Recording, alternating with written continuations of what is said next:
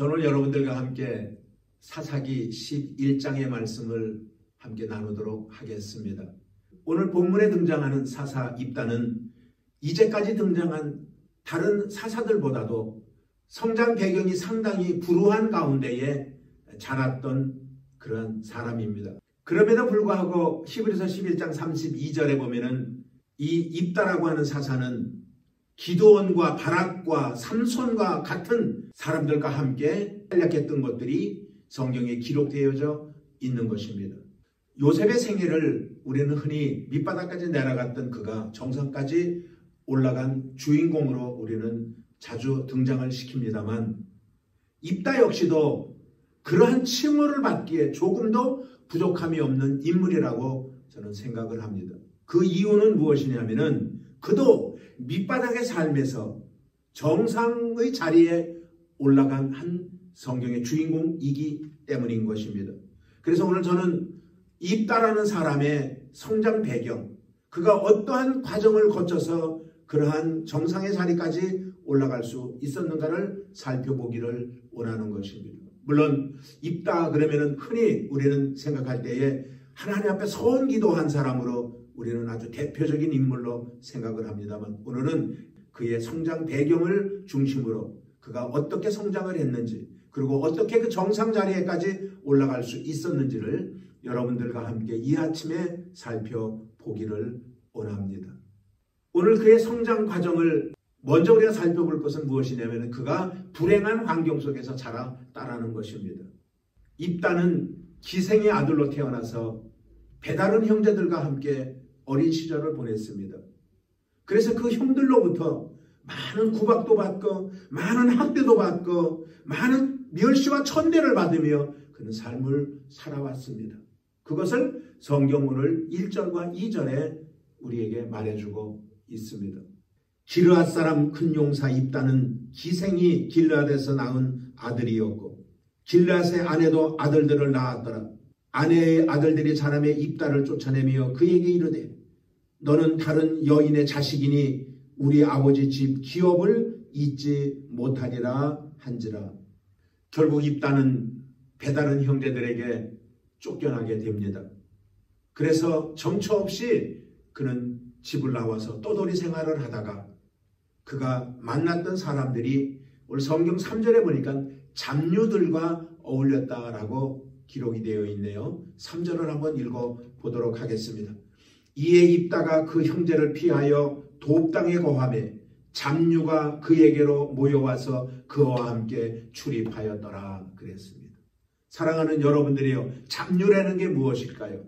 잡류는요, 할 일 없이 떠돌아다니는 사람을 잡류라고 사전에는 말하고 있습니다. 갈 데가 없어서 떠돌아다니는 어떤 공동체, 그들 모두는 어떤 이유였던지 다 집을 나온 사람들입니다. 아마 상처가 있을 것입니다. 그들에게는 아픈 기억들이 있을 것입니다. 어떤 아픔? 버림을 받았다라는 아픈 기억들이 그들에게는 공통적으로 있는 무리였을 것입니다. 그래서 그들은 강합니다. 의지가 강합니다. 성격도 강합니다.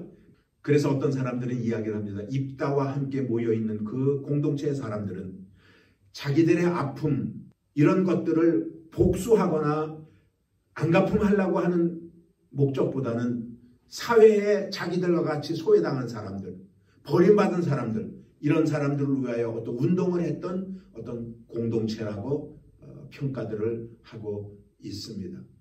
그들은 버림을 받았지만 그들의 삶을 포기하지 않았습니다. 신세 타령도 하지 않았습니다. 부모에 대해서, 형제들에 대해서 원망하지 않았습니다.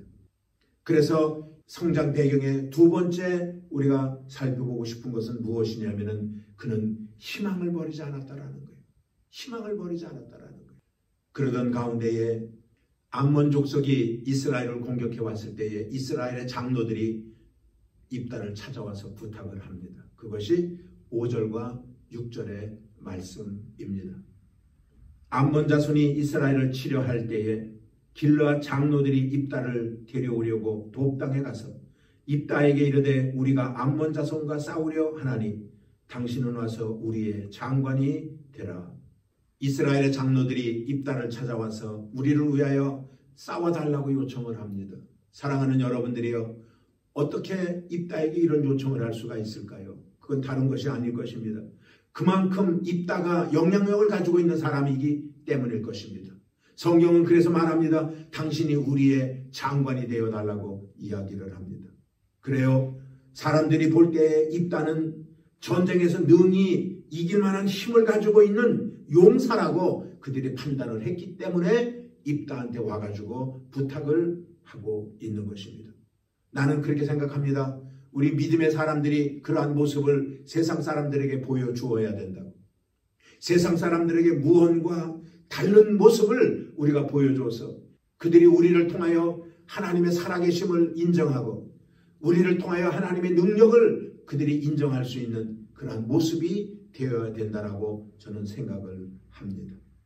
세상에서 영향력 있는 삶을 살아가는 것은 저절로 되는 것이 아닙니다.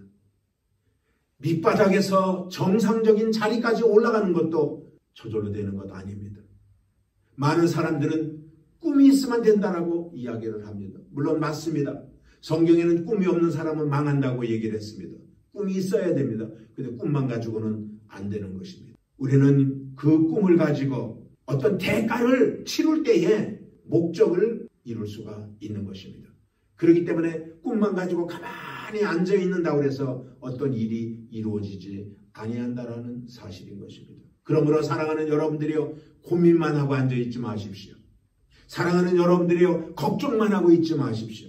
걱정한다고 우리의 키를 한자나 키워 나갈 수가 없습니다. 먼저 그의 나라와 그의 의를 구하려는 거예요. 그러면 이 모든 것들을 너에게 더하여 주신다라고 성경은 말해주고 있는 것입니다.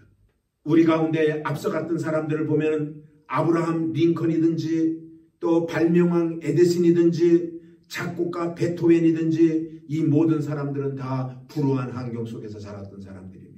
어려움을 겪었던 사람들입니다. 그러나 그 어려운 환경 속에서 그들이 최선을 다하며 노력하며 그들이 삶을 살아갔을 때에 그들은 위대한 사람들이 될 수가 있었던 것입니다.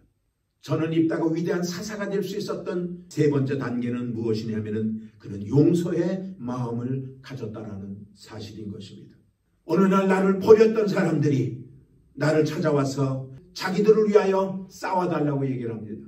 자기들의 장관이 되어달라고 이야기를 합니다.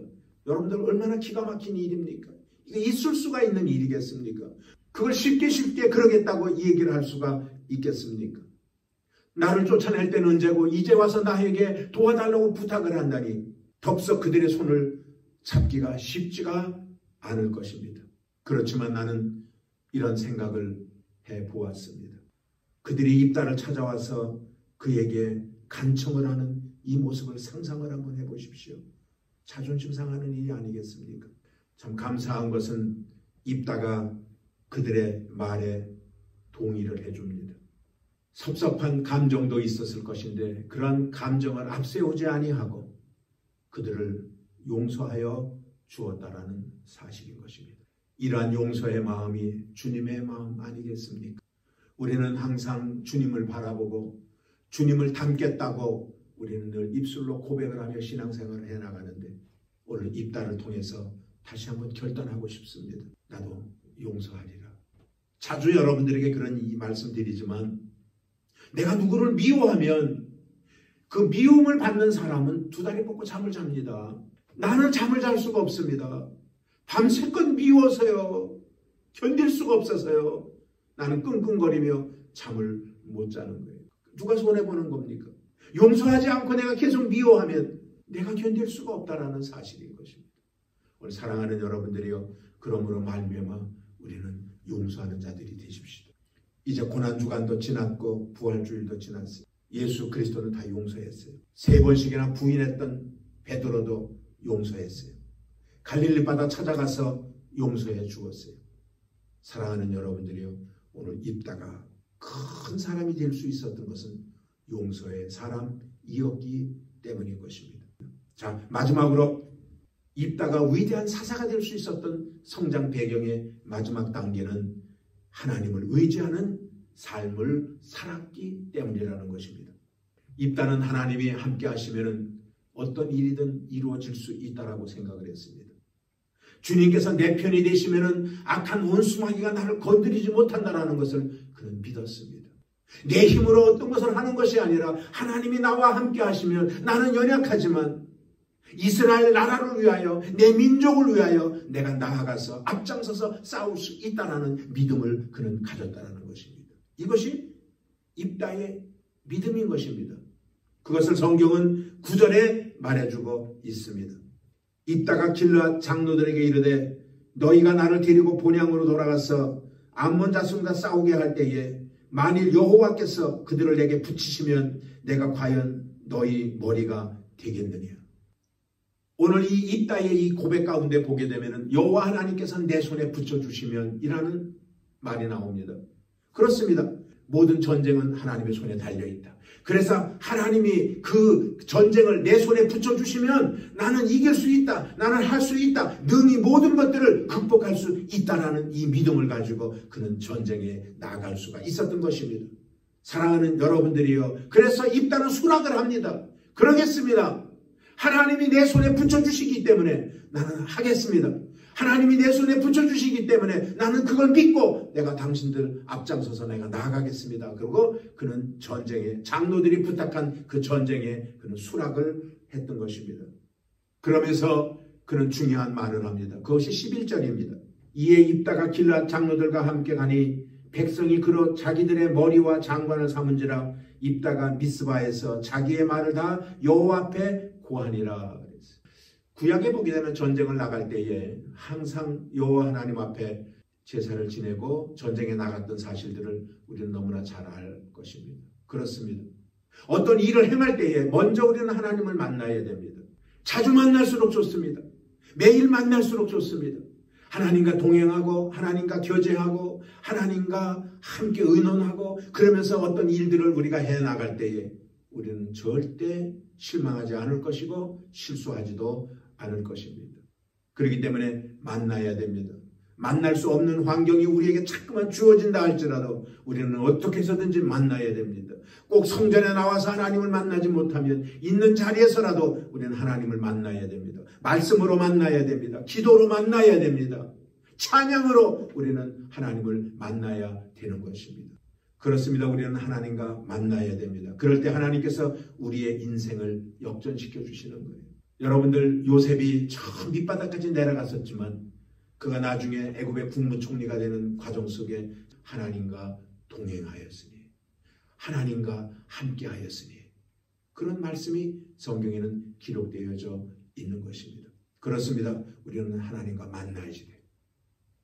그럴 때 하나님께서 역사하여 주셔서 내가 지금 밑바닥 인생을 살아간다 할지라도 내가 지금 입다처럼 저 불우한 환경 속에 내가 처해 있었다 할지라도 분명히 하나님께서 우리를 높여 세워주실 줄로 믿습니다.